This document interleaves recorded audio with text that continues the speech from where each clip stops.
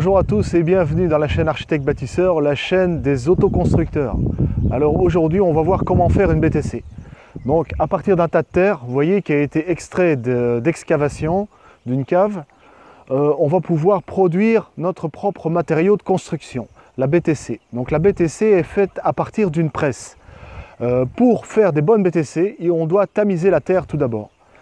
Donc tamiser la terre, c'est avec un simple tamis. Vous voyez, c'est un simple cadre avec un grillage, avec un maillage de 1 cm. Ce type très simple va vous permettre d'avoir une terre suffisamment raffinée que pour pouvoir faire des BTC qui vont avoir moins de risques de fissurer. Donc voilà, tout simplement, on va prendre la terre et la passer sur le tamis. Donc la terre en descendant va se tamiser automatiquement.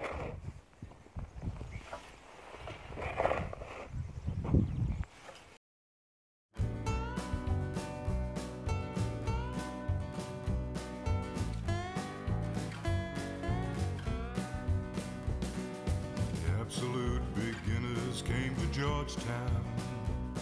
They were wearing Harris tweed and... Alors deuxième chose, quand vous avez tamisé de la terre, on doit tester l'humidité.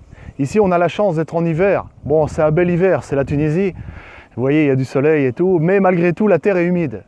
La terre humide, ça nous aide. On n'a pas besoin d'humidifier la terre. L'argile est déjà bien ouverte dans la terre. Et ça va nous aider grandement, surtout au niveau des étapes de production. Quand on doit mouiller la terre, c'est une étape de plus qui augmente le temps de production. Donc là, un petit exercice simple. On prend une poignée de terre qu'on va serrer dans la main et qu'on va laisser tomber par terre. Si elle est suffisamment humide, elle va se casser en 4-5 morceaux. Si elle reste en un seul bloc, elle est trop mouillée. Il faut la sécher. Là, on voit qu'on a la boule qui s'est cassée un petit peu. Vous voyez, on est en limite. On a eu quelques éclats, mais principalement, la boule est restée en un seul morceau. Donc ça veut dire que c'est la limite. Légèrement trop mouillé. Donc je vais rajouter un peu de sec.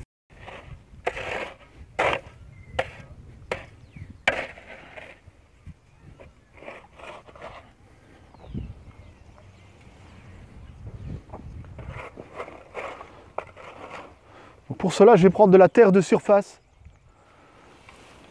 qui va me permettre d'assécher mon mélange.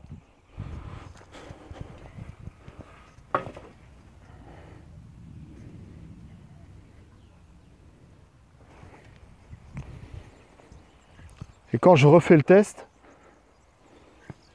voilà, on voit que la boule s'est cassée en 4-5 morceaux. Donc ça, c'est le bon taux d'humidité.